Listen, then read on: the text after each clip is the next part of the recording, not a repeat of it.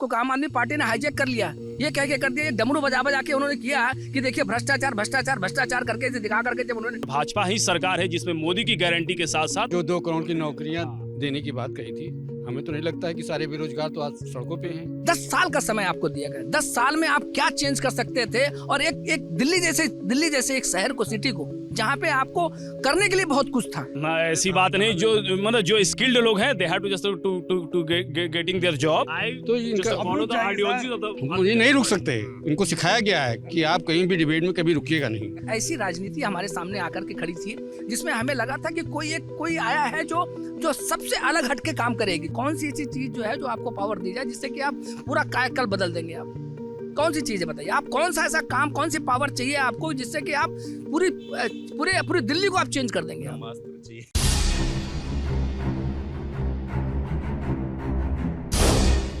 देश की सबसे बड़ी कोर्ट सुप्रीम कोर्ट में इस वक्त हम खड़े हैं। आप स्क्रीन पर देख पा रहे होंगे वो सेंट्रल डोम सुप्रीम कोर्ट का जो बड़ा मशहूर है और ज़्यादातर मीडिया के लोग यहीं से अपनी बाइट की शुरुआत भी करते हैं। तो सुप्रीम कोर्ट मैं तो पहली बार आया हूँ, सच बता दूँ आपको।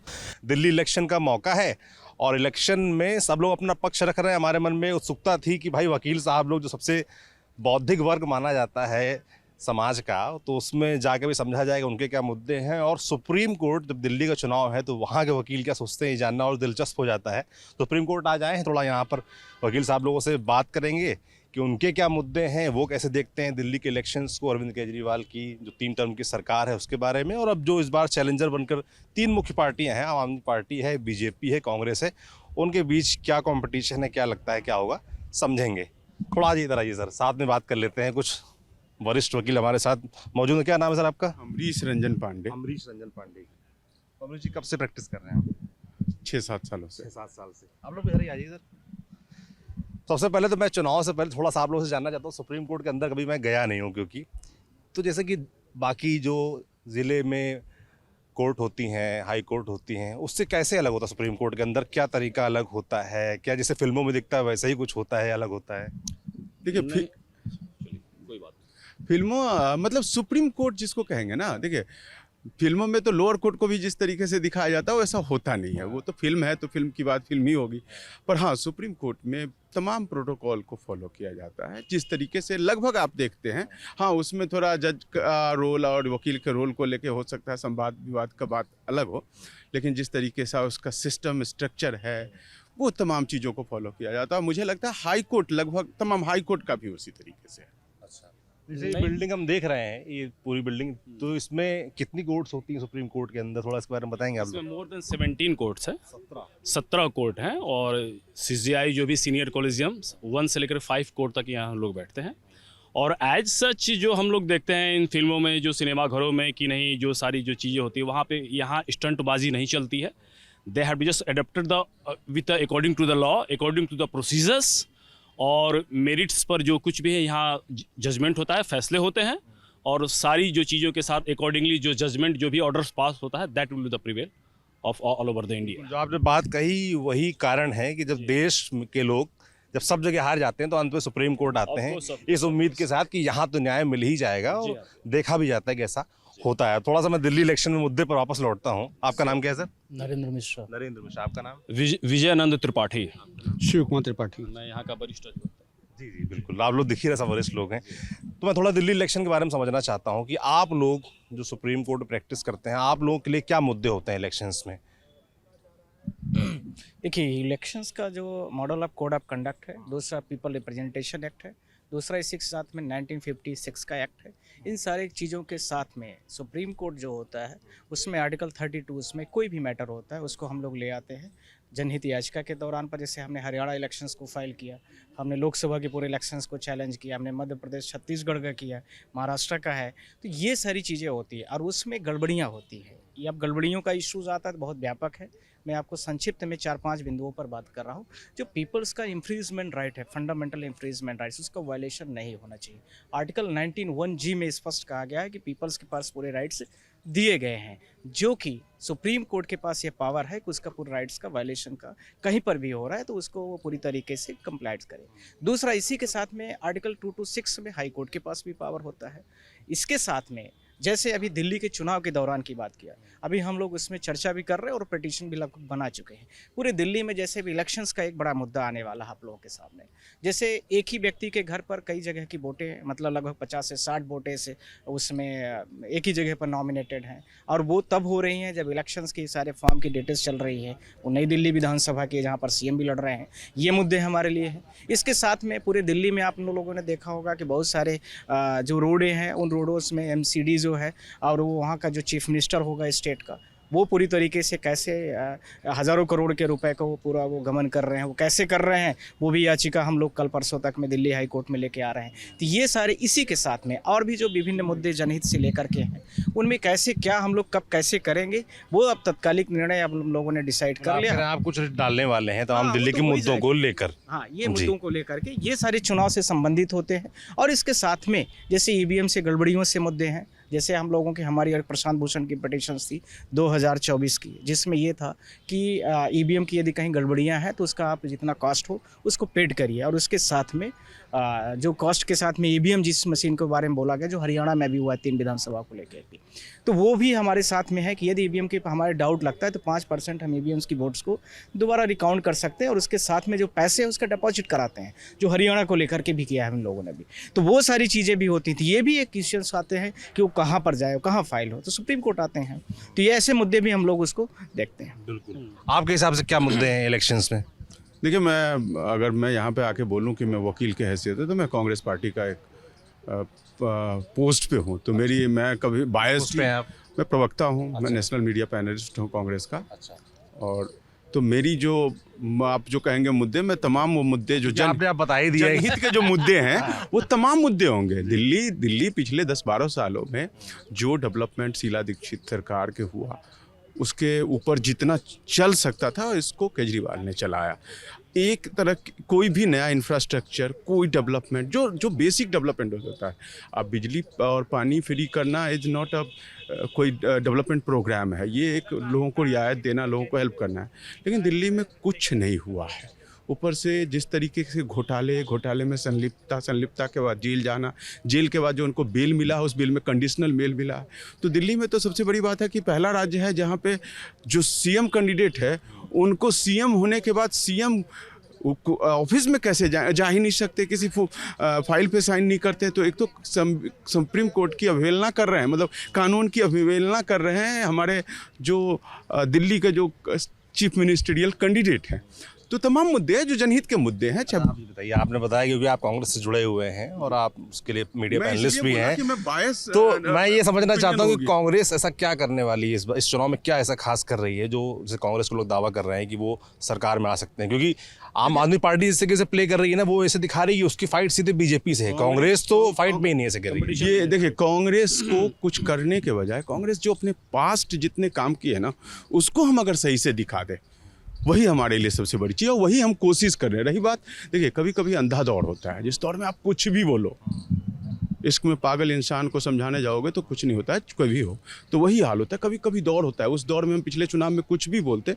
देखिए, एक पट्टी जब जल जाती है, चाहे वो किसी के नाम पे हो, और दोनों केंद्र की सरकार और राज्य की सरकार सेम मतलब जो कहते हैं ना, उनका वर्क का तरीका है।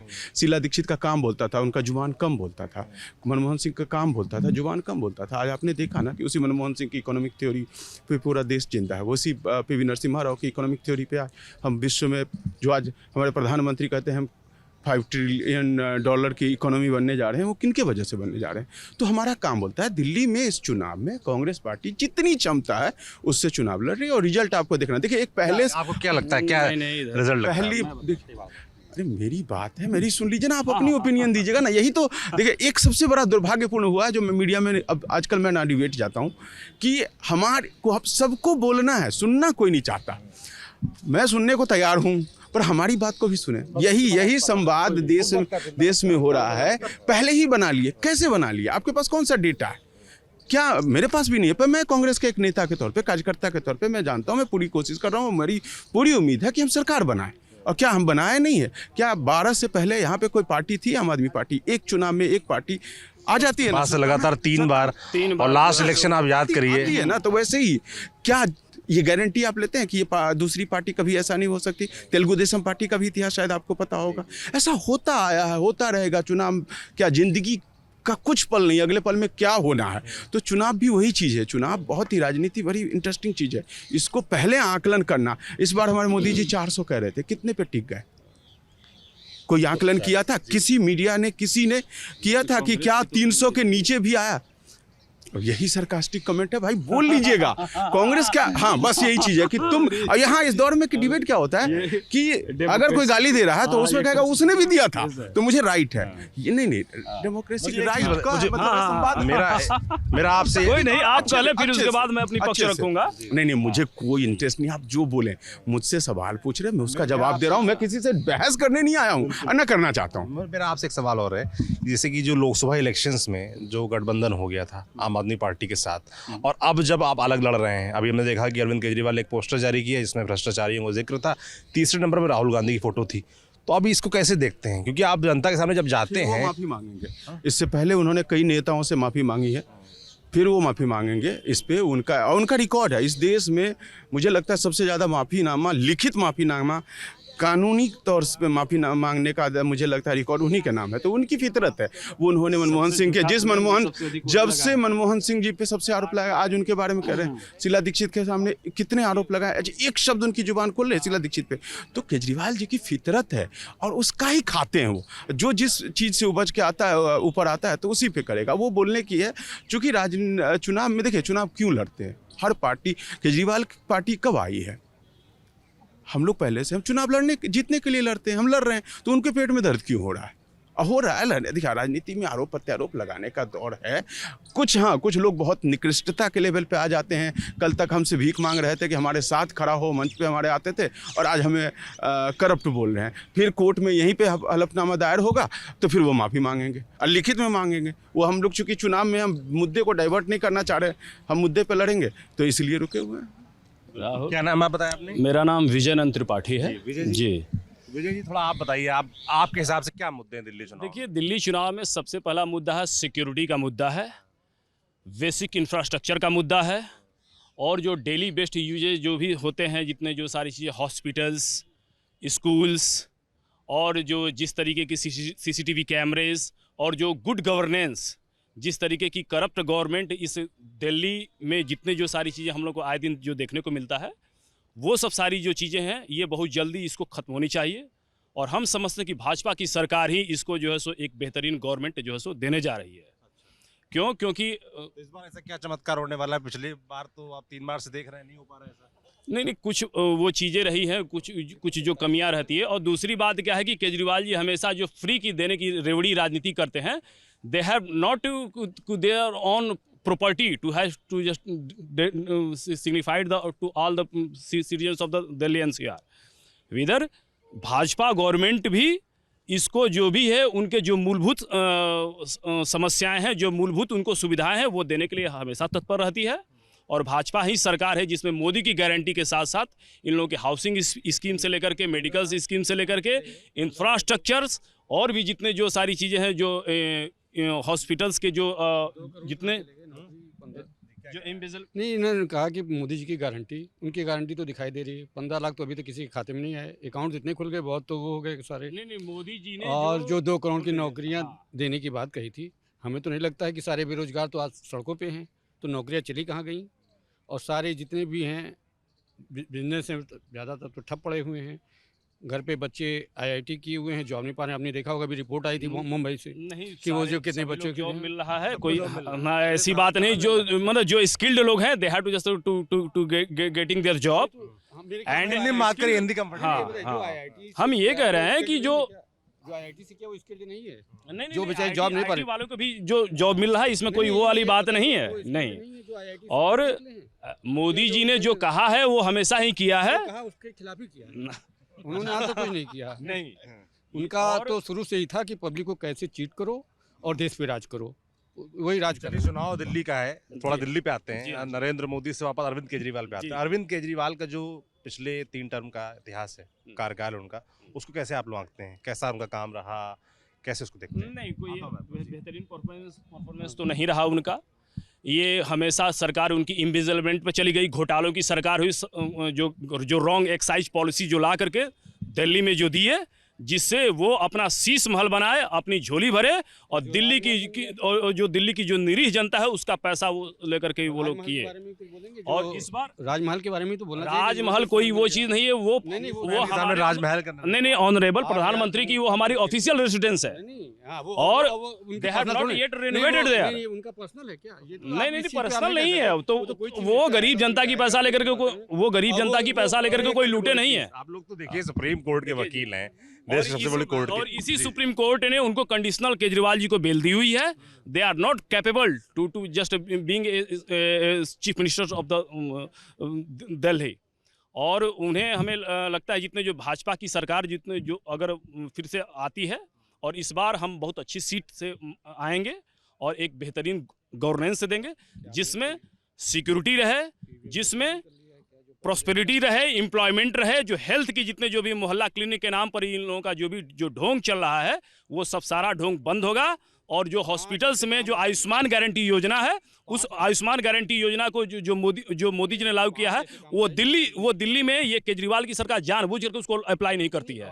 जो जनधन की योजना रही है, नहीं ये बोल रहे हैं 5 ऐसे काम इन्होंने नहीं बता पाए कि मोदी ने किया हो। कोई अच्छा काम बताओ जो पब्लिक के लिए। 100 वर्क है, जितने जो कुछ भी है, जो यहाँ के झुग्गी झोपड़ियों को अभी आप लोगों ने भी देखा होगा, वहाँ पे न्यूज कवरेज किया होगा, जितने जो स्लम एरिया है उनको फ्लैट दिए बकायदे, वो नेशनलाइज फ्लैट दिए। फ्लैट के साथ उनको इलेक्ट्रिसिटी के साथ जो और उनको मेन स्ट्रीम में जोड़ने की बात है। ऐसी बात नहीं कि हम उनको गरीब रखना चाह रहे हैं और सिर्फ हम कास्ट बेस्ड के नाम पर हम पॉलिटिक्स करें, रिलीजन के नाम पर कोई पॉलिटिक्स करें। वो भाजपा की सरकार ही है जो बेहतरीन योजना देती है, जो बेहतरीन जो है सो गारंटी के साथ उसको अप्लाई करती है। और भारत की जो देश विदेश में जिस तरीके के जो डंका बज रहा है, वो माननीय हमारे प्रधानमंत्री नरेंद्र मोदी की सरकार में उसको आगे बढ़। ऐसा ये बता रहे थे, आज तक इन्होंने एक बात नहीं बताई कि कौन सी उन्होंने अच्छा काम किया है और दिल्ली में क्या किया है। लैंड ऑर्डर देख रहे हैं, दिल्ली में लैंड ऑर्डर तो सेंट्रल गवर्नमेंट की है। कितने रेप हो रहे हैं, कितनी घटनाएं हो रही हैं यहाँ पे। देखिए कि नहीं देखिए अब ये अपनी बातों को जस्टिफाई नहीं कर पा रहे हैं तो हमसे लड़ाई ही करेंगे, इसके अलावा इनके पास और कोई चारा नहीं है। आप देखते हैं कि भाजपा प्रवक्ता जो है, भाजपा के जो भी हैं वो लड़ने के लिए तैयार रहते हैं। अरे भाई अपनी बात, भाजपा प्रवक्ता हैं आप? नहीं, हम भाजपा के प्रवक्ता नहीं है, प्रवक्ता तो प्रवक्ता ही हो, हाँ समर्थक है ना। तो इनका मुझे नहीं रुक सकते, इनको सिखाया गया है कि आप कहीं भी डिबेट में कभी रुकिएगा नहीं तो आपकी ट्रेनिंग कहाँ होती है? ये ट्रेनिंग तो अब आपको पता है कहाँ होती है और कौन इसके सूत्रधार हैं, ये सब आपको पता है, इसमें बताने की जरूरत नहीं है। आप लोग के साथ दिल्ली में क्या मेजर इस बार क्या होने वाला है, क्या लग रहा है? अरविंद केजरीवाल सरकार को कैसे आंकते हैं? अरविंद केजरीवाल की सरकार, ऐसा नहीं कि कोई सरकारें जो बनती हैं वो कोई काम नहीं करती, कुछ करती हैं, कुछ नहीं करती हैं, कुछ जो नहीं करती हैं वो ज़्यादा ख़राब रहती हैं। हमारा मानना है कि जिस शीला दीक्षित जी ने 15 साल में जितना देश का और प्रदेश का डेवलपमेंट किया, उसका 1/4 भी इन्होंने नहीं किया। उन्होंने सरप्लस बजट दिया था, उस बजट को खाली इन्होंने क्या किया कि जो है बिजली और पानी में दे दिया सारा। पानी देखिए गंदा आ रहा है, लोग उससे परेशान हैं। लोगों को रोज़गार मिल नहीं रहा है, बेरोज़गारी चरम सीमा पे फैल गई है। हालांकि उसमें सेंट्रल गवर्नमेंट का भी पूरा रोल है कि कोई सपोर्ट जब न करेगी तो स्टेट गवर्नमेंट भी कहीं की स्टेट गवर्नमेंट नहीं कर पाएगी। ये हालत जो है जो भाजपा विरोधी सरकारों के लिए ज़्यादा है। और आप देखते होंगे कि जब से चुनाव आयोग भी जब निष्पक्ष नहीं रहेगा तो चुनाव की उम्मीद भी निष्पक्षता नहीं की जा सकती। इसलिए यहाँ पे अब जो सुप्रीम कोर्ट की निष्पक्ष नहीं है, इसलिए भी नहीं है कि ये मनसा ये नज़र आता है कि वोट आप देखते हैं 50-50 लाख वोट बढ़ गए लोकसभा चुनाव से महाराष्ट्र में। और ये कैसे बढ़ गए, अभी आप यहाँ देख रहे हैं कि एक घर में 20-20, आपने कभी इससे पहले नहीं देखा किसी एमपी के यहाँ या किसी मिनिस्टर के यहाँ कि वोट बढ़ जाते हों 2-4 वोट से ज़्यादा, कभी एक ज़्यादा नहीं हुए। 50-50 वोट ये आ कहाँ से रहे ये पता नहीं चल रहा है और बराबर बढ़ते जा रहे हैं। और ये जब आदमी, और दूसरी बात है कि चुनाव आयोग चुनाव के समय डाटा नहीं देता। पहले मुझे याद है जब छोटे थे तब भी, उसके पहले भी चुनाव आयोग जब भी जिस दिन वोटिंग होती थी उस दिन शाम को आके 7 बजे 8 बजे प्रेस कॉन्फ्रेंस करता था और बताता था कि इतने वोट पड़ चुके हैं, ये पड़ेंगे, कुछ बढ़ने की उम्मीद है। अब एक हफ्ता 10 दिन तो कोई वही नहीं आता कि जो वोट बढ़े घटे कि नहीं हुए। अब हमारे लर्नेड ब्रदर जो बता रहे हैं कि चुनाव आयोग बार बार पर यहाँ पे इसी सुप्रीम कोर्ट में कई पिटीशन ईवीएम पे फाइल हो चुकी है। जिसको ऑनरेबल चीफ जस्टिस ने जो डीवाई चंद्रचूड़ उसको कई बार उसको ऑब्जेक्ट कर चुके हैं, उसको डिसमिस कर चुके हैं कंप्लीट। चीफ जस्टिस एक सीजीआई है, वो सारी चीजें हैं। 2 दिन पहले ही तो नहीं, अगर इनकी गवर्नमेंट नहीं बनती है तो सीधा ब्लेम ये लोग ईवीएम पे फोड़ते हैं। अभी हरियाणा के अलावा ईवीएम पे फोड़ते हैं। नहीं, वो एक कमिश्नर लेवल पे अगर किस तरीके की मिसक्रिपेशन होता है तो उसको लेकर के वो चीज़ नहीं हो सकती है। हो सकता है कि कोई एक ऑफिसर किसी तरह के इन्फ्लुएंस में आ जाए। ईवीएम की इन लोगों की जो भी सारी पिटीशन उसको ये यहाँ से डिसमिस हो चुका है। कई बार जो है सो राहुल जी चौकीदार चोर है के नाम पर राहुल जी के कई बार माफीनामा इसी सुप्रीम कोर्ट में आया हुआ है, और इसी सुप्रीम कोर्ट से उनको कई बार उनके एप्लीकेशन वो बात करिए कहाँ ये बात कर रहे हो? हम ही ये कोर्ट के अंदर वैसे करते हैं क्या? The law point is here. चलिए the government, the good government is only given the Bharatiya Janata party. भाई साहब आप रुकते नहीं है यार एकदम। सिखाया क्या टीवी नहीं ये टीवी नहीं चल रहा है, रुक जाइए, आराम से बात करिए। जी आप रुक जाइए। देखिए, हाँ जो चुनाव के भी हमारे त्रिपाठी जी कह रहे थे, ये बड़े वकील है, इन्होंने भी सही कहा है। जो इलेक्शन कमीशन ऑफ इंडिया के जितने भी आजकल डेटाज आ रहे हैं, जो टर्न आउट डेटा आते हैं, हम लोगों ने उसमें पिटीशन फाइल किया था, खासकर लोकसभा वाली। आप उसके बाद देखेंगे हरियाणा के 2 टर्न आउट डेटाज आए थे, उसको लेकर के थे। फिर उसके बाद आपने देखा महाराष्ट्र के 3 टर्न आउट डेटाज आए। तो किसकी फॉल्ट थी? This is the very important question. Form 17C जो होता है, जैसा आप कह रहे थे, पहले चुनाव आपने भी वोट डाला है, आपको भी याद 2014 के पहले की मैं बात कर रहा हूँ। उस समय पर 5 बजे के मोटा मोटा आइडिया मिल जाती थी कितने % वोट टोटल पड़ रही है। उसके बाद अब क्या होता है कि ये कि प्रेस कॉन्फ्रेंस इलेक्शन कमीशन की हर फेजेस पर होती थी, वो भी बंद हो गई। 5 बजे के बाद भी अपलोड होने वाला डेटा वो 12 बजे रात तक होता। चलिए वहाँ भी नहीं समाप्त हुआ। यही उम्मीद की जाती है कि प्राइमेसिस में लगभग 100-150 वोटर बचे होंगे, पर ऐसा कैसे हो जाता है कि आप जितनी टोटल वोट पड़ रही है उसमें कई 70 लाख 80 लाख वोटें सीधा बढ़ गई? ये कैसे पॉसिबल है? टोटल पोलिंग से इतने 80 लाख वोटर्स को आप डिवाइड कर दीजिए, तो एक पोलिंग पे 3-3 हज़ार वोट आ रही है। यार 1 मिनट पूरी हो जाने दो, आप बात कर लेना है। और पूरी पॉइंट, अरे यार, अरे रुक जाइए सरकार। आप तो लगता है इलेक्शन, अरे यार आप तो इंडिविजुअल ले लेते हो। फिर उसके बाद ऑर्डर कर देता मैं। अब इसके बाद दूसरा इशू आ रहा है, अभी तक कुछ नहीं हुआ। फॉर्म 17C जबकि एजेंट को दिया जाता है, जो भी कंटेस्टिंग कैंडिडेट होता है या उसका जो कंटेस्टिंग पोलिंग एजेंट रहेगा, उस पार्टी के लोगों को दे दिया है, उसको अपलोड कर दो, आप पूरे अपने मीडिया में आ जाएगा। उसके बाद वो अपने आप समस्या खत्म हो जाएगी। इलेक्शन कमीशन ऑफ इंडिया कल ही अभी बोला है, परसों या कल बोला है, 25 को बोला है कि मैनिपुलेशन में आप लोग ध्यान ना दें। हम लोग नहीं ध्यान दे रहे हैं, पर आप बताइए कि टेक्नोलॉजीज जो यहाँ से बैठे बैठे पूरे वर्ल्ड में आप राउंड करके सारी चीज़ों इमेजेस कर, अलग बात हो सकती है कि हम और आप नहीं जानते। जैसे आप कैमरा मैन के बारे में बहुत सारी टेक्नोलॉजीज को नहीं जानते, हम सिस्टम ऐप पढ़ ले, हम बहुत सारी चीज़ों को नहीं जानते हैं, पर वो जो दुकान वाला है या जो मैन्युफैक्चरर वो जानता है। ऐसे ही ईवीएम के बारे में ये गोल गोल घुमाते रहते हैं, हम लोग नहीं जानते हैं, तो आप उसको बताओ ना, आप उस सारी चीज़ों को पर्चियाँ दो, फॉर्म 17C को अपलोड करो, उसमें इश्यूज़ क्या है? अब नेक्स्ट सवाल आ रहा है इसके साथ में, इलेक्शन जो अभी दिल्ली में हो रहे हैं, आप भारत देश में जो भी 80-85 से जब से कांग्रेस पार्टी इनोमिनेट होती, उसके बाद से आज तक का इतिहास देखिए। जिस देश को आज यहाँ पर आप जो 1947 में जब देश आज़ाद हुआ तो भूखा नंगा, जिसके पास कुछ भी नहीं था, आज विश्व की तीसरी अर्थव्यवस्था में है, बड़ी शक्तियों में शामिल है। उसको खड़ा करने वाला कौन है? सारी भारत देश के जितने MOPs थे, आप सारे लोग जानते हैं। आपके घर के भी बच्चे बहुत सारे बेरोजगार घूम रहे हैं, बहुत सारे देखिए कि और जगहों पर प्राइवेट कंपनियों में घूम रहे हैं। पर उसके पहले आप दिल्ली की सरकार में देखिए, शीला दीक्षित की गवर्नमेंट थी, कितना दिल्ली खूबसूरत दिल्ली थी। यहीं दिल्ली में कॉमनवेल्थ गेम हुआ था, आपको याद होगा कितनी सारी। अरे यार मैं कहाँ, ये तो सारी चीजें अभी बीजेपी में भी आ जाएंगे। मैं काम की बात कर रहा हूँ। आपके भी सरकार जब जाएगी तो दूसरे 100 जांचे आएंगे, वो छोड़ दीजिए आप। इतनी आपको भी याद होगा, आप कैमरा में बहुत सालों से हैं, इस दिल्ली में लिखा रहता बहुत हुई महंगाई की बार, अब की बार मोदी सरकार। हर बस स्टैंडों में लिखा रहता था, बहुत हुआ अत्याचार नारियों पर, वार ऐसे बहुत सारे होते। आज जितने भी आप स्कैम है सारे देख लीजिए। जैसा हमारे रणबीर तिवारी जी कह भी रहे थे कि 2 करोड़ रोजगार की बात होती है, कितने रोजगार मिला आप बताओ ना, आप खुद बताइए। मैं नहीं कह रहा हूं, आप अपने घर का एग्जांपल ले लीजिए, किसी पार्टी से हट के बात करें, एज ए ह्यूमन बीइंग से। आप ये मत मानिए कि मैं किसी पार्टी से जोड़ा, तो आपको सारी चीजों का डिटेल मिल जाएगा। दिल्ली में क्या लग रहा है आपको इस बार क्या होने दिल्ली वाला में है? इस बार जो कांग्रेस पार्टी है वो संदीप दीक्षित के फेस पर लड़ेगी, और मुझे लगता है कि 1-2 दिन में ये सारी चीजें क्लियर तो किया नहीं अभी तक। हाँ, मैंने क्या आगे मेरी बात तो पूरी, 1-2 दिन में ये सारी चीज़ जब डिक्लेयर हो जाएंगी, संदीप दीक्षित के उस चीफ मिनिस्टर के पद पर रखेंगे। केजरीवाल उनके आगे कुछ है नहीं, मुझे लगता है।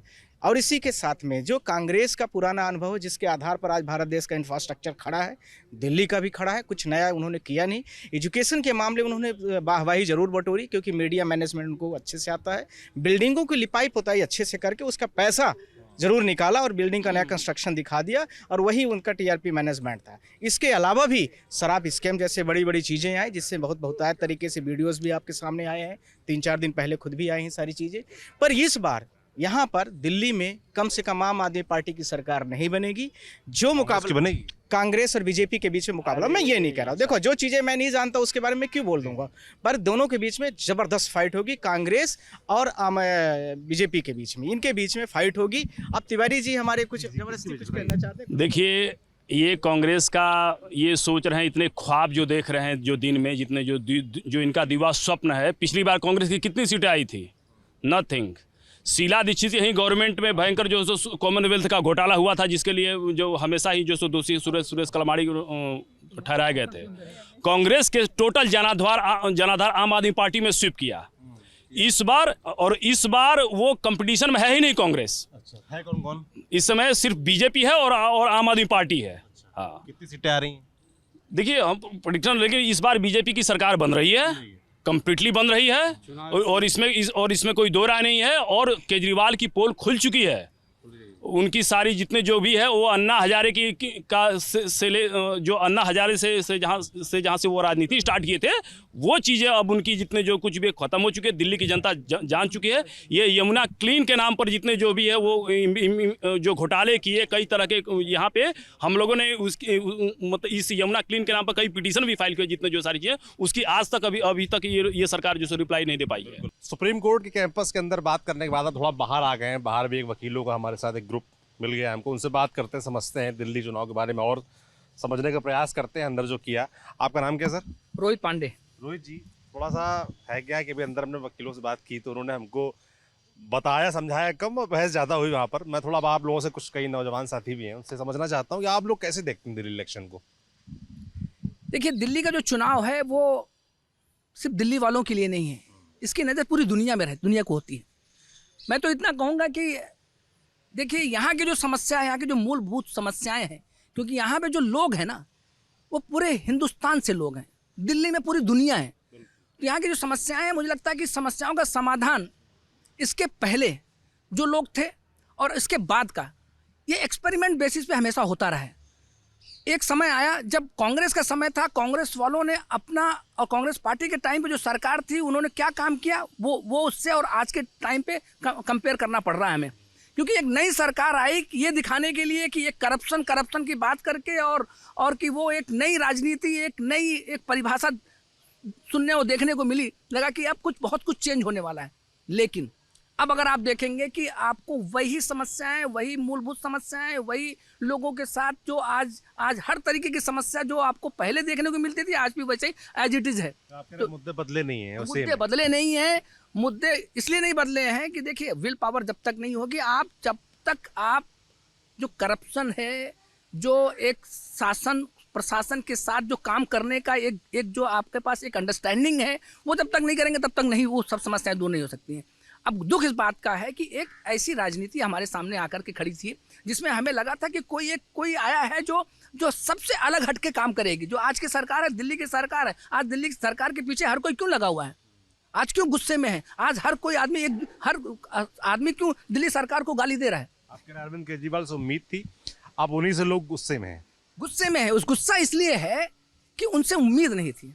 आप किसी भी सरकार को चलाने के लिए अगर आपको 1 महीने 2 महीने का समय नहीं दिया गया सौरभ जी, 10 साल का समय आपको दिया गया। 10 साल में आप क्या चेंज कर सकते थे? और एक दिल्ली जैसे एक शहर को, सिटी को, जहाँ पे आपको करने के लिए बहुत कुछ था, बनाने के लिए बहुत कुछ था, क्योंकि यहाँ की जनता हर तरीके की जनता है, पढ़ी लिखी जनता है। यहाँ पे कोर्ट है, सुप्रीम कोर्ट है, हाई कोर्ट है, अलग अलग यहाँ पे डिपार्टमेंट है, कहीं आपको दूर जाने की ज़रूरत नहीं है। यहाँ आपका केंद्र सरकार है। तो आपका रेपो कैसे होना चाहिए था, आपका तालमेल कैसे होना चाहिए, आपके अंडरस्टैंडिंग कैसे अदर सेंटर के साथ होना चाहिए था, या आपको क्या क्या काम थे वो आपको पहले से पता था। अगर छलावा करना है, अगर आपको सिर्फ एक ही काम करना है कि एक किसी को झूठी बातें करके, झूठे वादे और कस्में खा करके अगर आपको सरकार बनानी तो सरकार बनाए, अब लोगों ने देख लिया है। तो आज हम लोग वहीं पे खड़े हैं। हम अगर एक वकील होने के नाते मैं आपसे कहना चाहूँगा कि हमारे पास वो सारी समस्याएं जो पब्लिक की हैं, वो समस्याएं हमारे पास लोग लेके आते हैं। क्राइम अगर आप देखेंगे, क्राइम बढ़ा हुआ है। वो सारी अरविंद केजरीवाल लगातार ये सवाल उठा रहे हैं कि क्राइम का मुद्दा, लॉ एंड ऑर्डर का मुद्दा देश की जो सरकार है और देश के जो गृह मंत्री अमित शाह, उनके अंतर्गत आती है और वो उसको जिम्मेदार मानते हैं। अमित शाह को लगातार वो टारगेट कर रहे हैं। इसको कैसे देखते हैं आप? देखिए, अगर आप देखिए, आप सिक्योरिटी का जो मामला है, देखिए ये क्या है, केंद्र शासित राज्य है, यहाँ पे सेंटर है। यहाँ पे सेंटर का मतलब हुआ कि आप यहाँ पे दुनिया के हर कोई लोग रहते हैं यहाँ पे। तो एक लॉ एंड ऑर्डर को मेंटेन करना केंद्र का काम है, लेकिन उसको सपोर्ट करना, उसको उजागर करना, उन सब चीज़ों को कि अगर आप किसी एक एरिया के, किसी एक कॉन्स्टिट्यूएंसी के अगर आप एमएलए हैं और अगर आप उसके मेंबर ऑफ पार्लियामेंटेरियन हैं, तो आपकी ड्यूटी है, अगर आप वहाँ के लीडर हैं, अगर आप लीड करते हैं, अगर आप किसी पार्टी से ताल्लुक़ रखते हैं या आप बहुत बड़े समाज सेवक हैं, तो ये सब मिली जुली जो चीज़ें हैं, जो समस्याएं हैं, ये मिलजुल के ही का समाधान हो सकता है। मुझे लगता है कि ब्लेम करना और किसी पे आरोप लगाना, आरोप प्रत्यारोप लगा करके अपने पल्ले को झाड़ देना, ये बहुत ही गलत है। और हम लोग तो दुखी हैं, पहले भी थे, आज भी हैं। अब तो यही लग रहा है कि जो पहले की सरकार थी बहुत अच्छी थी। अब तो हमें आज की सरकार पे ये संदेह रहता है कि अब कौन सी कांग्रेस थी, उससे पहले बीजेपी थी। इसके पहले अगर दिल्ली सरकार में, अगर आप दिल्ली की बात करते हैं, तो दिल्ली से पहले यहाँ पे किसकी सरकार थी? शीला दीक्षित की सरकार थी। आज अगर आप मैं तो समझता हूँ कि विकास की प्रतीक रही हो, उन्होंने जो काम किया उसी काम को तो आप आगे बढ़ाना था आपको। उसके बाद भी आप देखिए, आप कह रहे हैं शीला दीक्षित जो विकास की प्रतीक रही, मगर जब चुनाव की बात करते हैं तो कांग्रेस प्रदर्शन दोहरा नहीं पा रही लगातार।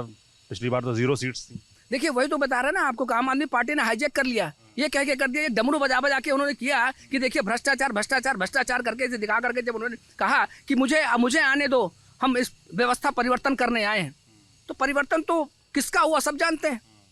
भ्रष्टाचार करके भ्रष्टाचारी कौन बना सब जानते हैं। कौन भ्रष्टाचार कर रहा है और किसको रोकना था। उन भ्रष्टाचारियों को रोकने का कोई एक एग्जाम्पल मुझे बता दीजिए कि अरविंद केजरीवाल ने अपने टेन्योर में, 10 साल के टेन्योर में किसी भ्रष्टाचारी को जेल के सलाखों में भेजा हो। क्या दिल्ली में जब वो सरकार थी, जब इनकी सरकार 10 साल रही है, तो कोई एक आदमी मुझे बता दें क्या यहाँ उनकी सरकार आने के बाद भ्रष्टाचारी गायब हो गए थे यहाँ से? यहाँ करप्शन खत्म हो चुका था। करप्शन करने वाले वो लोग सामने आ गए जिन्होंने मुद्दा बनाया था, एक आंदोलन का रूप लेकर के वहाँ पे छलावा करके लोगों के साथ वहाँ पे आप नई तरीके से आप अपने देखिए, ये तो शब्दों का हेर फेर है। जादूगरी, अगर आपको जादूगरी आता है तो ऐसे लोग लुभानी बातें करते रहिए। अब आपके सारे स्कीम आपके 1 महीने के अंदर आपने ऐसी जनता के बीच में छोड़ दिया, बता दिया कि मुझे फिर से लाओ, मेरा तीसरी बार मेरी सरकार बनाओ, तो मैं आपको माला माल कर दूंगा। सभी लोग आप समझिए, माला माल करने आए दोबारा। अरे तो देने का मतलब है कि जो मौजूदा सरकार है, ये जितनी भी स्कीमें थी, जितने भी मामले आप बताते हैं, जितने भी आपने अपने मैनिफेस्टो में आपने आपकी जो घोषणा पत्र है आप अभी लॉन्च करने वाले हैं या इसके पहले था, वो कोई नई चीज़ थोड़ी है। वो आपके इसके पहले का जो है, आप अगर 10 साल में ये गिनाएंगे, गिनी चुनी बातें बताएंगे कि देखो हमने ये कर दिया, उससे जनता खुश नहीं हो रही है। आप एजुकेशन, आप ट्रांसपोर्ट, एजुकेशन, पोल्यूशन, जितनी भी चीज़ें हैं, आप सड़कें, आप सबको देख करके आप किसी कॉलोनी में जाके देख लीजिए ना सौरभ जी, आप किसी कॉलोनी में जाइए तब आपको रियलिटी पता चलेगा। हम यहाँ लुटियंस में आसपास वहाँ उस जगह पे खड़े होकर के हमें मुद्दे समझ में नहीं आएंगे। हमें मुद्दे तब समझ में आएंगे जब उन गलियों में जाइए, उन स्लम एरिया में जाइए, जहाँ पे आज भी पानी की प्रॉब्लम है, जहाँ आज भी बिजली की प्रॉब्लम है, जहाँ पे आज बिजली बिल कितने आते हैं उसकी प्रॉब्लम है, जहाँ पे वहाँ पे ट्रांसपोर्ट, वहाँ पे रहने के लिए छोटे छोटे कमरों में रहते हैं। आज भी रोजगार की बात करते हैं अगर, आज भी रोजगार कहाँ है भाई? रोजगार कहाँ पे है? आज भी दिल्ली में जो 15,000 से 20,000 रुपये, 10 से 20,000 रुपये के बीच में एक जीवन यापन करने वाला, जिसकी 4-5 बच्चे फैमिली है उनकी, उनको 10 से 15,000 के बीच में, 15-20,000 के बीच में आज उनको अपना जीवन यापन करना पड़ रहा है। और सालों साल से करते आ रहे हैं। कितने कॉन्ट्रैक्ट पे आप रखते हैं? आप देखिए, वेरिएशन देखिए आप कितनी ज़्यादा है कि एक कोई उसी काम को लेकर के वो 15,000 रुपये पा रहा है, और उसी काम को लेकर के काम जो उसका परमानेंट है उसको 60,000 70,000 रुपये मिल रहा है। तो आप इसको ख़त्म क्यों नहीं कर रहे हैं? आप एक काम उतना ही ले रहे हैं, समान काम समान वेतन का जो आज लोग धरने प्रदर्शन कर रहे हैं, समान काम को मैं समान काम कर रहा हूँ, एक ही काम कर रहा हूँ और वेतन जो है एक ही दो आप, उनको आप अलग देते हैं, हमें अलग देते हैं क्योंकि हमें कॉन्ट्रेक्चुअल बेसिस पर रखा है। तो ये पूरा दिल्ली जो है ना एक कॉन्ट्रैक्ट पे है, कॉन्ट्रैक्चुअल बेसिस पर लोग काम कर रहे हैं बेचारे वो। और दिल्ली में रह करके इतनी सुविधाएं, अगर जितनी सुविधाएं हमें चाहिए, हमें क्या सुविधाएं चाहिए? साफ पानी दे दीजिए, साफ सुथरी हवा दे दीजिए, आप एजुकेशन दे दीजिए, आप एक अच्छा ट्रांसपोर्ट दे दीजिए, हमारी एक रोज़गार जो है, रोज़गार हमें इसलिए चाहिए कि हमारे बच्चे बड़े हो रहे हैं, उनका कैरियर कौन देखेगा? आप एजुकेशन आप एजुकेशन इंप्रूव नहीं कर पा रहे हैं आप, क्योंकि समस्याएं क्या है कि आप तो दावा करते हैं कि एजुकेशन और हेल्थ बहुत काम किया है, बजट बढ़ा दिया है। एजुकेशन देखिए, आप इंफ्रास्ट्रक्चर को अगर आप करते हैं सही, उससे नहीं होता है। आप एक बिल्डिंग को गिरा के दूसरी बिल्डिंग बनाने से नहीं होगा आपको। आप जो है केवल फर्श को अच्छा फर्श बना देंगे, उससे नहीं होगा। एजुकेशन का मतलब होता है कि आपके पास टीचर अच्छे होने चाहिए। आपके पास टीचर जब तक नहीं अच्छा होगा, आपका जब तक वहाँ का स्टाफ अच्छा नहीं होगा, आप जब तक एक नई अपॉर्चुनिटीज़ आपको उन बच्चों को नहीं देंगे, मौके नहीं देंगे, अवसर नहीं देंगे आप, तो वो एजुकेशन का लेवल नहीं होगा उसका। देखिए, इसको एटमॉस्फेयर चाहिए। एक एटमॉस्फेयर कौन देगा? उस एक स्कूल का जो एडमिनिस्ट्रेशन होता है वो देगा। एक स्कूल का जो टीचर होता है वो अच्छा एडमिनिस्ट्रेशन दे करके एक बच्चे को कैरियर बनाने का और उस मुकाम तक पहुंचाने का। जब तक उसको ये चीज़ें पहुंचेंगे नहीं, तब तक वो एक बच्चा अपना कैरियर बना नहीं सकता, क्योंकि उसको बस स्विमिंग पूल में रह के और उसको ये कह के कि नहीं हमने लेबोरेटरी बना दी है, और लेकिन लेबोरेटरी चलाने वाला कौन है? उसकी क्वालिफिकेशन क्या है? आज भी टीचर जो है कॉन्ट्रैक्ट पे है, वो अपनी खाना पूर्ति करते हैं। आज भी जो है सैलरी कोई और ले रहा है, काम कोई और कर रहा है। अब कितनी बड़ी चीज़ है, आप समझिए कि अगर आप देखेंगे, आप सफाई की व्यवस्था देख लीजिए। आप जब आपके पास एमसीडी नहीं था, केजरीवाल जी के पास एमसीडी नहीं था, तब झगड़ा होता था कि मुझे एमसीडी नहीं है मेरे पास, दूसरे के पास है, देखिए ये हो रहा है, गंदगी है, पूरे दिल्ली में गंदगी है। आज आपके पास एमसीडी आ गई है। आपके पास पावर, कौन सी ऐसी चीज़ जो है जो आपको पावर दी जाए जिससे कि आप पूरा कायाकल्प बदल देंगे? आप कौन सी चीज़ है बताइए? आप कौन सा ऐसा काम, कौन सी पावर चाहिए आपको जिससे कि आप पूरी दिल्ली को आप चेंज कर देंगे? कौन सा है आपका? मुझे बात समझ में नहीं आई अभी तक कि आपको कौन सी पावर चाहिए। अगर आपको लगता है कि जब यहाँ पावर नहीं है, जब आपको लगता है कि हाँ आप जो है किसी न किसी सेंटर के अधीन है, तो आप क्यों लड़ने आ गए? आप वहाँ जाइए ना। आपने राजनीति दिल्ली में रह करके की। आपने एक आम आदमी का नाम लेकर के आम आदमी पार्टी बना ली। एक झाड़ू, एक आपने संबल ले लिया। झाड़ू पूजा जाता है, लोग पूछते हैं झाड़ू को, हम लोग पूछते हैं उस झाड़ू के, क्योंकि झाड़ू से जो है हम लोग अपने घरों की गंदगी दूर करते हैं, साफ करते हैं। उस आपने सारे सेंटिमेंट्स को अपने पास लेकर के, और आपने दिल्ली में सरकार बनाने के लिए आप आ गए। अब दिल्ली में सरकार बनाने आ गए आप। इसके बाद जब सरकार आपकी बन गई तो पूरे हिंदुस्तान में सरकार बनाने चले गए आप ये कहते हैं कि देखिए मुझे दिल्ली वालों ने मुझे चुना है, मुख्यमंत्री बनाया है, मेरी सरकार बनाई है, पहले मैं यहाँ के सारे मुद्दों को सॉल्व करूँगा, समस्याओं का हल करूँगा, फिर मैं किसी एक स्टेट में दूसरी स्टेट में जाऊँगा, फिर दूसरी समस्याएं सुनूंगा। लेकिन आपने नहीं किया। आपने वही राजनीति, वही नेतागिरी उसी तरीके से करने लगे आप कि भैया नहीं, अब तो मुझे प्रधानमंत्री लेवल का मैं आदमी हो गया, मेरी अधिकार है, वो तो कोई भी सपने दे सकता है। सर मैं आपको बताऊँ, आपको ये गुस्से में कह रहा हूँ, हजार करोड़ रुपए सिर्फ एडवर्टीजमेंट में खर्च कर दिया। बताइए, पार्टी करती नहीं करती? पार्टी करती है, लेकिन आपसे तो उम्मीद है। तो भैया आपसे उम्मीद नहीं थी ना, आपसे थोड़ी उम्मीद थी भाई, आपसे उम्मीद नहीं थी। देखिए मैं आपसे क्या कह रहा हूँ कि मैं किसी पार्टी को ये नहीं कह रहा हूँ कि आम आदमी पार्टी को मैं वो कर रहा हूँ। मैं कह रहा हूँ आम आदमी पार्टी से जो उम्मीदें थी, हम लोग का गुस्सा, भाई देखिए हम लोग भी पढ़े लिखे लोग हैं, कोर्ट कचहरी में हैं, हमें हमारे पास क्लाइंट आते हैं, हमारे पास वकील आते हैं, वो बताते हैं कि साहब, हमसे पूछते हैं बताओ क्या सुविधाएं मिली तुम्हें, आपको क्या चीज़ चाहिए थी? आप इतनी सारी कमियां गिना रहे हैं, मैं ये समझना चाहूंगा आपसे, फिर जीत कैसे रहे लगातार 3 बार से? देखिए जीतने का है कि देखिए जीतने का मतलब है, देखिए अब आप फ्री बीज की बात करते हैं। अब जो आप फ्री की चीज़ें आप देते हैं, फ्री की चीज़ें देखिए बिल्कुल आप देखिए, एक फ्री देने का मतलब है कि आपको ये देखना पड़ेगा बजट। आज आपने पूरी एक फेहरिस्त जारी कर दी कि हर चीज़ फ्री में देने लगे लोग, लेकिन आपको पता है कि फ्री देने के लिए उसका एक प्रोसीजर है, उसके लिए एक बजट एलोकेट करना होता है, उसके लिए एक अप्रूवल चाहिए, आपको एक कंसेंट चाहिए, उसका एक मेथड है, उसका एक प्रोसीजर है। इतनी जल्दी आप कोई चीज़, आप क्यों जनता को ऐसी बातें करके, लोग लुभानी बातें करके क्यों आप उनको धोखे में रखते हैं? आपको धोखा भी देना है, आपको धुआं भी उड़ाना है, आपको धूल भी उड़ाना है।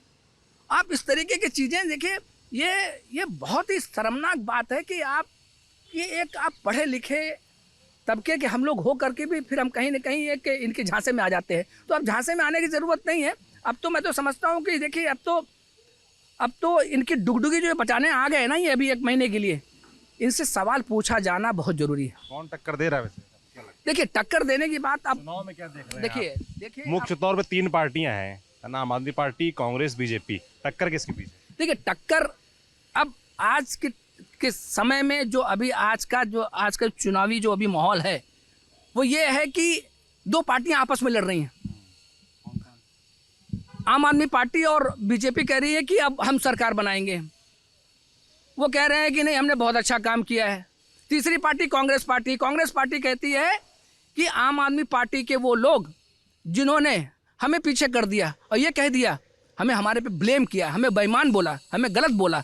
लेकिन आज क्या है, आपने झूठी बातें कह के लोगों को लोग लुभानी बातें करके उस कांग्रेस पार्टी को आपने अलग कर दिया। ये तो कह रहे हैं आपको। अब कांग्रेस वाले कह रहे हैं कि देखिए अब लोगों को लग रहा है कि शीला दीक्षित जी की सरकार बहुत अच्छी थी। अब लोग कहने लगे, आप ये क्यों कहने लगे? अब लोगों को पुरानी बात क्यों याद आ रही है? क्योंकि उनको बीजेपी की सरकार देखने को मिल गई। उनको एक आम आदमी पार्टी नया कोई एक सरकार आई थी जो अपनी बात कहने के लिए, देखिए अब नया ऑप्शन एक, देखिए नया विकल्प एक मिला था। उस विकल्प को उनको बहुत अच्छे से और भुनाना चाहिए था, दिल्ली की जनता को खुश करके उनके सारी समस्याओं को हल करके, लेकिन नहीं किया। अब लोग पीछे मुड़ के देख रहे हैं कि उनमें क्या कमी थी, पहले के लोगों में क्या कमी थी, जो पहले की सरकारें चल रही थी उसमें क्या कमी था, क्या वो लोग पहले खुश नहीं थे, क्या जो सारी समस्याएं थी उसमें क्या वो लोग सक्षम नहीं थे। अब लोग पीछे जा करके देख रहे हैं। मुझे लग रहा है कि अब तो हमें नई पार्टी कोई दूसरी किसी और को मौके देने की ज़रूरत नहीं है। हम में सब नंगे हैं। अब मौका जो था पहले, उनमें इनमें हर आदमी कोई कंपेयर कर रहा है, तुलना कर रहा है।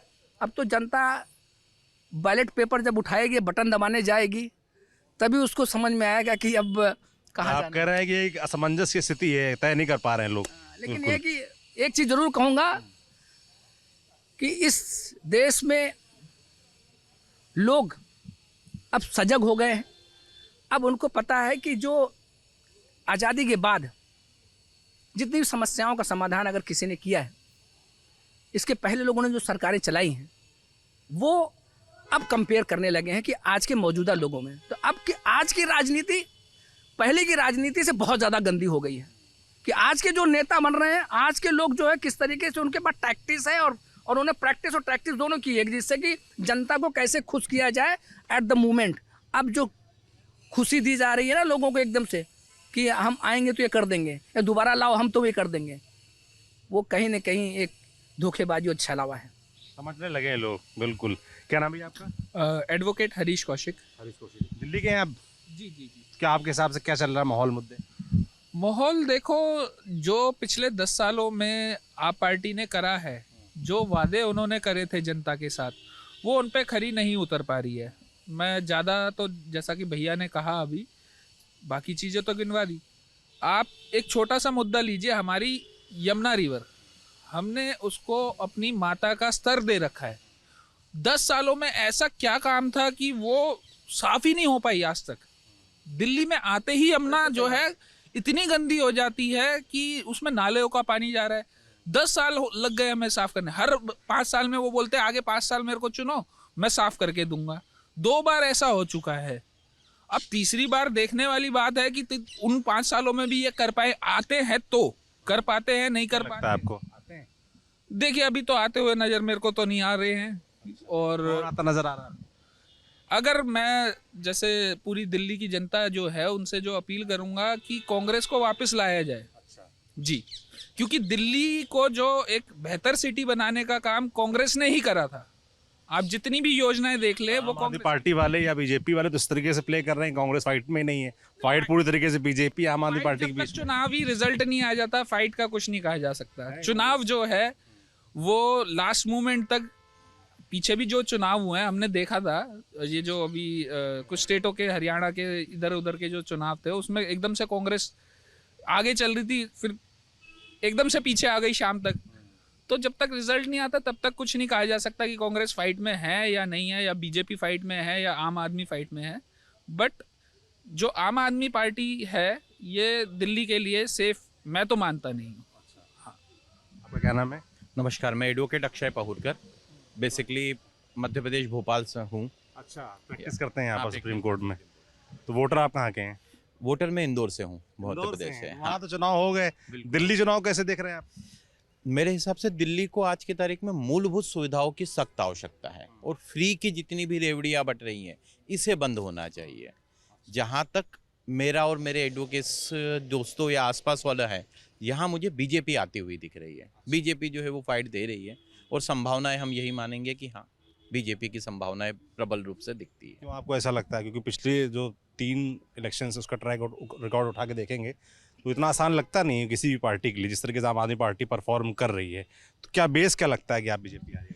देखिए क्या है कि जैसे अभी मेरे भाइयों ने भी जस्ट अभी आपको बताया कि इन्होंने इतनी फ्री की रेवड़ियाँ बांट दी हैं और उन चीज़ों को वो पहुंचा ही नहीं पा रहे हैं जनता तक। अभी जस्ट यमुना का जो है वो फ्री की रेवड़ी की बात कर रहे हैं तो बीजेपी भी तो कह रही है ना कि हम 2,500 रुपये महिलाओं को देंगे, हैं तमाम जो योजनाएं जो आम आदमी पार्टी की चल रही हैं वो कह रहे हैं वो चालू रहेंगी, हम बंद नहीं करेंगे। तो बीजेपी भी वही कर रही है, अलग क्या है? देखिए कहीं ना कहीं पे कंपटीशन देने के लिए तो आपको भी बहुत सारी चीज़ें जो हैं वो अपनानी ही पड़ेगी, क्योंकि जनता को जब तक आप फ्री की, जैसे आपने बोला 2,500 रुपये महिलाओं को देना, तो पिछले जब से बीजेपी गवर्नमेंट मध्य प्रदेश में आई है जनता को, महिलाओं को दिया ही जा रहा है। यह सबसे पहली स्कीम थी जो एमपी में हम लोग लेके आए, बीजेपी लाई, फिर उसको महाराष्ट्र में भी ले आए और अब यहाँ पे भी ला रहे हैं। तो संभावनाएं पूरी बनती हुई दिखती हैं कि यही सब चीज़ें होते हुए आएगी और हम तो यही मानते हैं कि बीजेपी को ही प्रबल रूप से आना भी चाहिए। क्योंकि आपका क्या नाम है? मुनीषा आनंद, मैं भी एडवोकेट मुनीषा आनंद। अच्छा, तो आप रहने वाले कहाँ हैं? दिल्ली की? मैं दिल्ली की प्रॉपरली वेस्ट दिल्ली से हूँ, मेरा वोट भी वेस्ट दिल्ली में ही है। महिलाओं को लुभाने में सबको ही लगा है, मैं देख रहा हूँ, चाहे कांग्रेस पार्टी हो, चाहे बीजेपी हो, चाहे जिसकी सरकार आम आदमी पार्टी, सभी लोग वादे कर रहे हैं, तमाम प्रोमिसेस चल भी रहे हैं, चाहे बस फ्री हो की बात हो और अन्य योजनाएं, और अभी ये जो सीधे अकाउंट पैसे देने वाली बात, तो आप एक महिला के नाते कैसे देखती हैं जो महिलाओं को लुभाने की बात है? आप लोगों के मुद्दे क्या हैं? देखिए, मैं मानती हूँ कि महिलाएं का लेवल भी कोई लोअर लेवल है, अपर लेवल है, और हम लोग बीइंग एजुकेटेड प्रैक्टिस कर रहे हैं सुप्रीम कोर्ट में, तो मैं तो उस स्कीम्स की लुभावना में नहीं आऊँगी कि आपकी डीटीसी बस फ्री है या आपको 2100 दिए जाएंगे। ये मैं मानती हूँ, देखो मानसिकता होती है कि गरीब आदमी, गरीब लेडीज़ को बोला जाए 2100 रुपये मिलेगा तो 2100 रुपये उनके लिए बहुत होता है। देखो वो उसकी बातों में आ रहे हैं, माना। अब देखो आप टैक्टिक्स तो बीजेपी भी कर रही है ना, इट मीन्स आप तो मतलब दे के ही अपने मैनिफेस्टोस कर रहे हो कि आप 2000 दे रहे हो, वो कह रहे हैं मैं 2,500 दूंगा, वो कहते हैं 2,500 नहीं मैं 3,000 दूंगा। मतलब मैं बस लोगों को यही मैसेज देना चाहूँगी, प्लीज़ इनकी जितनी भी स्कीम्स हैं इनके मैनिफेस्टोस पे मत जाओ। आपको लगता है जिस सरकार ने आपके लिए काम किया है, चाहे वो पहले कांग्रेस थी, चाहे वो बीजेपी थी, चाहे वो आम आदमी है, अगर आपको लगता है कुछ इस सरकार ने आपका कुछ बेनिफिट किया है, अगर क्या देखा जाता है, देखो एज अ आम नागरिक अगर आप वोट देने जाते हो तो आप क्या सोचोगे कि एजुकेशन में क्या किया? मुझे लगता है एजुकेशन में आम आदमी पार्टी ने कुछ किया, क्योंकि मैं जैसे देखती हूँ कि एमसीडी स्कूल्स थे, मेरी खुद कज़न सिस्टर एमसीडी टीचर है, तो वो मुझे बताती है कि एमसीडी स्कूल में काफ़ी इंप्रूवमेंट हुआ आम आदमी पार्टी आने से।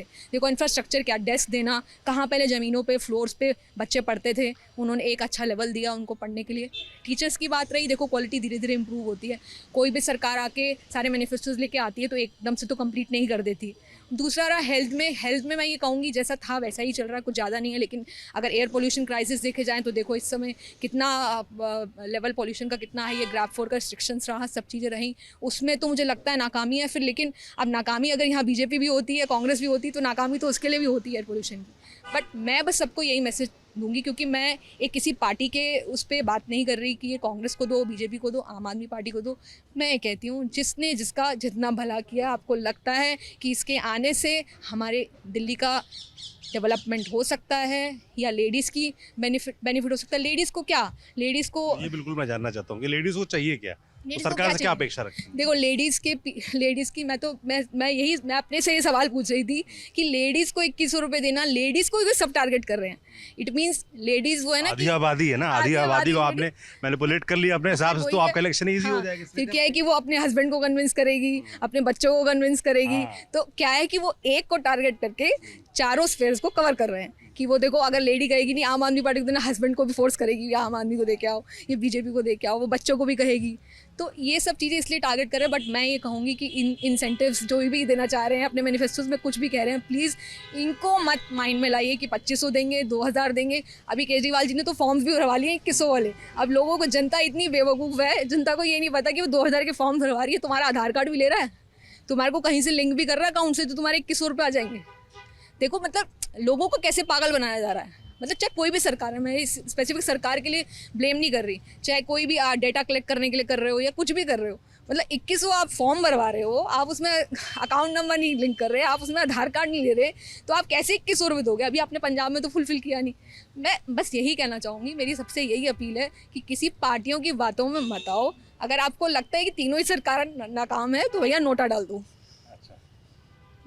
Thank you. क्या नाम है आपका? हिमांशु। कैसे देख रहे हैं आप दिल्ली इलेक्शन? रहने वाले दिल्ली के हैं? दिल्ली के रहने वाले हैं। कहाँ रहते हैं दिल्ली में? हमारा खानपुर देवली गांव है, साकेत के पास। क्या लग रहा है वहाँ, क्या बात चर्चा माहौल? देखिए चर्चा माहौल की जहाँ तक हम बात देखें कि जनता परेशान है। हम बात करें आम आदमी पार्टी से पहले की शीला दीक्षित सरकार की, भगवान उनकी आत्मा को शांति दे, लेकिन जो दिक्कतें तब थी वो हम आज भी फेस कर रहे हैं। पहली चीज़, पीने का साफ़ पानी वो हमारे पास नहीं है, चलने के लिए साफ़ सड़कें वो हमारे पास नहीं है, एक प्रॉपर सीवेज सिस्टम नहीं है। शीला दीक्षित जी मुद्दों पर चुनाव होता है? मुद्दों पर होना चाहिए, होता है? होता नहीं है, होना चाहिए। अगर हम बात करें कि इससे पहले कि चलिए एक पिक्चर आई थी मनोज कुमार जी की, रोटी कपड़ा और मकान। आज की डेट में दिल्ली के एक निवासी की जो नीड्स हैं वो रोटी कपड़ा और मकान से ऊपर बढ़कर वो हो गई हैं सांस लेने के लिए साफ हवा। शीला दीक्षित जी जब थी तब उन्होंने, मतलब मैं अपने जीवन काल की बात बताता हूँ, जो मैंने जब आंखें खुली जब तक मेरी, तब तक मैंने जो सरकारें देखी, शीला दीक्षित जी की मैंने सरकार देखी। वो सरकार मैंने वो देखी कि उन्होंने पेड़ लगाने, ग्रीनरी करने की, दिल्ली को एक ग्रीन सिटी बनाने की कोशिश करी। और उस टाइम पे जिस तरीके से एक गैस चैम्बर दिल्ली आज बना हुआ है वो उस टाइम पे शायद नहीं था। गौरैया वापस दिल्ली में आई। गौरैया को दिल्ली स्टेट की एक सिग्निफिकेंट बर्ड बताया गया। आज की डेट में वो गौरैया दोबारा कहाँ चली गई हमें नहीं पता। आप फ्री देने की बात कर रहे हैं, आप फ्री कुछ भी दे दो, आप किसी को पैसा दे दो, सोना दे दो, चांदी दे दो, लेकिन क्या साफ हवा आप उसे दे सकते हो? नहीं दे सकती। मेरे ख्याल से कोई भी सरकार नहीं दे सकती। और कहीं ना कहीं इसमें बदलाव की बहुत ज़्यादा ज़रूरत है। बदलाव ऐसा कि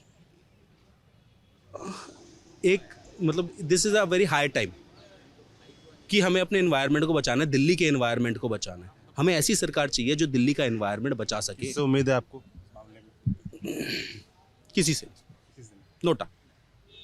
तो आप कह रहे हैं ये बात एक्सेप्ट कर चुकी है दिल्ली की जनता कि प्रदूषण का जो मसला है उसको लेकर कोई भी गवर्नमेंट या कोई भी जो पार्टी है, तमाम पार्टियां हैं, वो सीरियस नहीं है या उसको फुलफिल कर पाएंगे।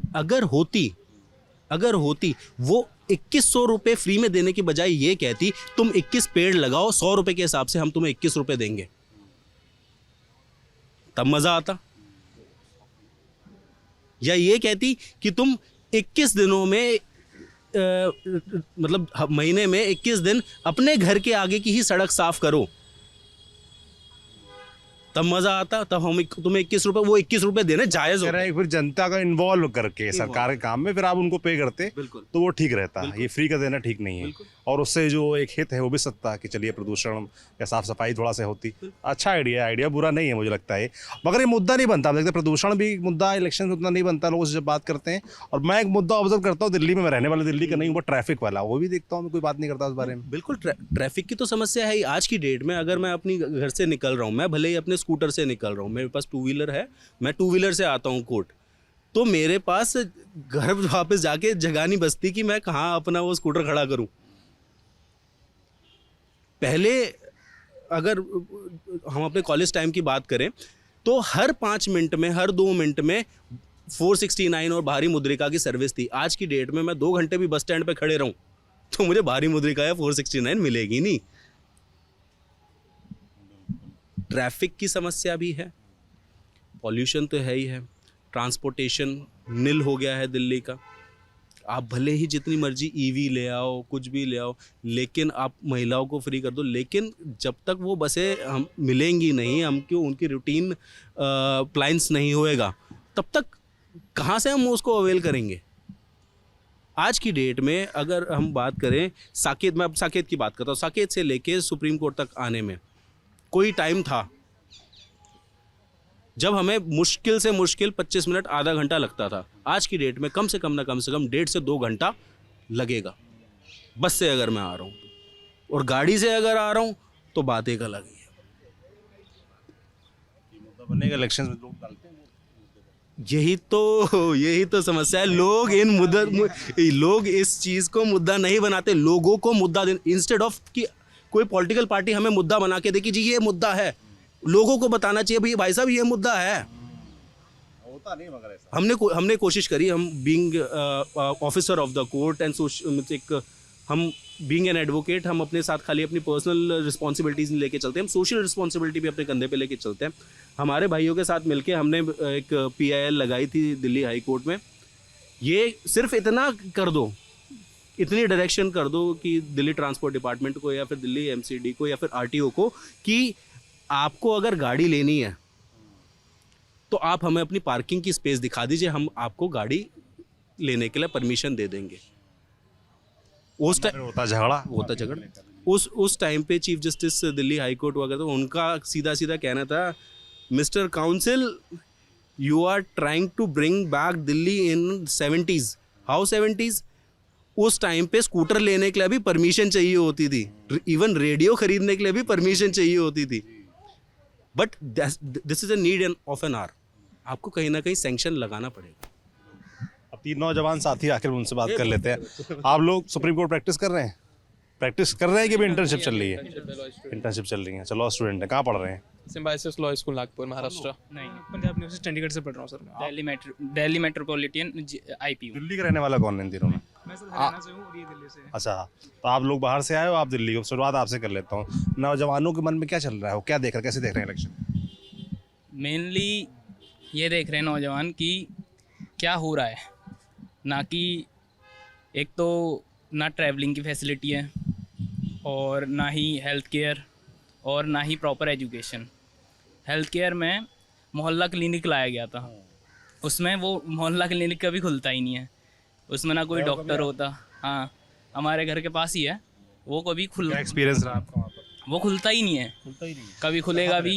ये मैं मंडावली वहाँ क्लिनिक आप कह रहे हैं पर खुलता नहीं।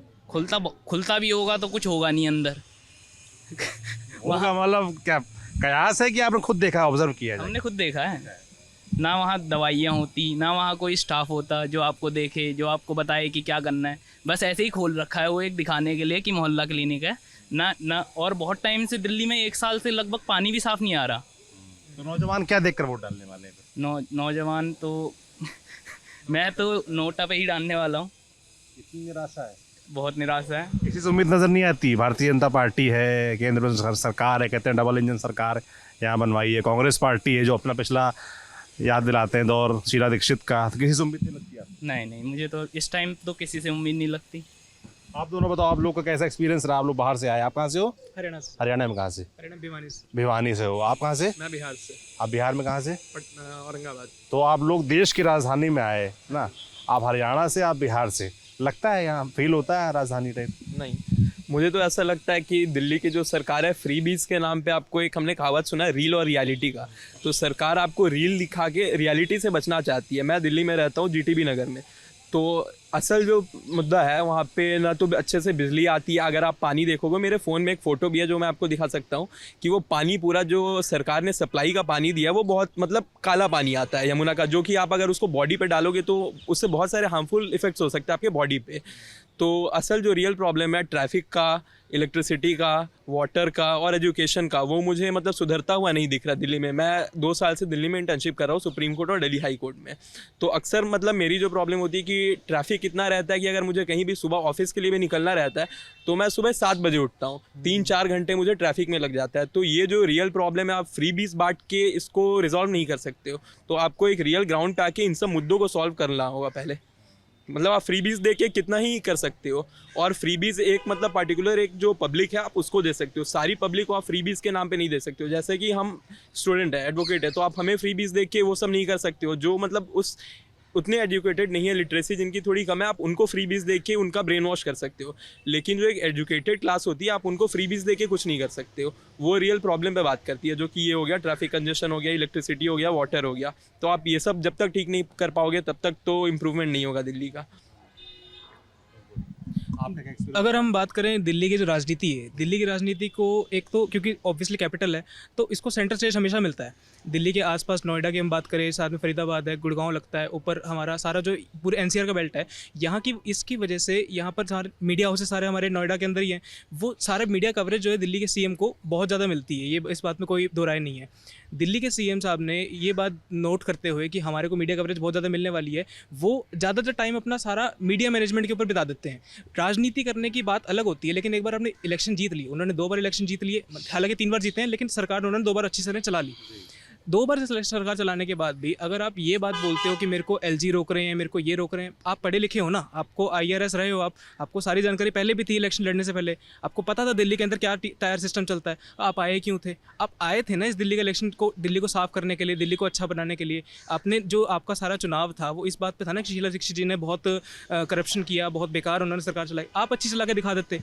अब 10 साल के बाद भी आप ये कह रहे हैं कि हम यमुना नहीं साफ कर पाए, हम ये नहीं कर पाए, हमने जो शराब घोटाला था उसकी बात करने से केजरीवाल जी कतराते हैं। क्यों कहते हैं कि भी हमारे को सुप्रीम कोर्ट ने मना करा है।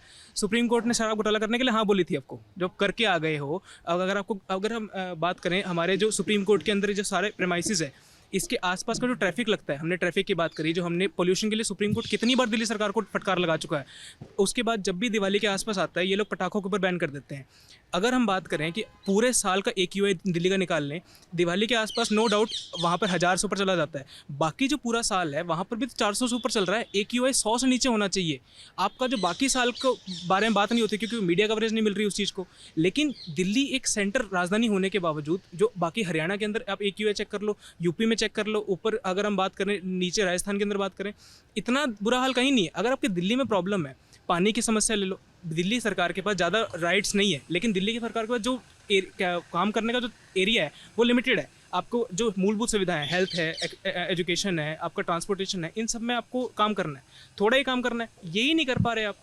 अगर आप बात करें ये जो हम हेल्थ सेक्टर की बात करते हैं, दिल्ली सरकार बहुत कहती है कि हमारे पास हेल्थ सेक्टर है, लेकिन जब कोविड का टाइम आया था तो यही सरकार थी जिसने 700 से लेकर के 900 मैट्रिक टन ऑक्सीजन मांगी थी सरकार से, जिसको बाद में सुप्रीम कोर्ट ने कहा भी था कि आप लोगों ने जो ऑक्सीजन की सरकार उस टाइम पे एपिडेमिक के समय पे, पेंडेमिक के समय पे आप लोगों ने जो रकस मचाया है, जिसकी वजह से आप लोगों की वजह से बाकी जो स्टेट्स को कम मिली ऑक्सीजन, जबकि दिल्ली की इतनी समस्या उस टाइम पे रिक्वायरमेंट थी नहीं। इनको खाली मीडिया कवरेज चाहिए होती है, आते हैं, परसेप्शन बनाते हैं इस चीज़ का कि हाँ जी हम काम कर रहे हैं, लेकिन वो काम जब ज़मीन पर दिखाई नहीं देता तो केंद्र सरकार काम नहीं करने दे रही। अब यही वक्त है, यही सब मुद्दे हैं जिनको लेकर दिल्ली के लोगों को तय करना है कि वो क्या करने वाले हैं। जब 5 तारीख को वोट डालेंगे तो आज सुप्रीम कोर्ट हम आए, वकीलों से बात की, नौजवान वकील थे, वरिष्ठ वकील थे, उनसे समझा उनके मुद्दे क्या हैं, वकील चुनावों को कैसे देखते हैं सुप्रीम कोर्ट के, ये समझने का हमने प्रयास किया, आपको दिखाने का प्रयास किया। आपको ये बातचीत कैसे लगी हमें कमेंट बॉक्स में लिखकर ज़रूर बताएं। बाकी देखते रहिए हमारी कवरेज। मैं सौरभ हूँ, कैमरे के पीछे मेरे साथ जेरी हैं। शुक्रिया।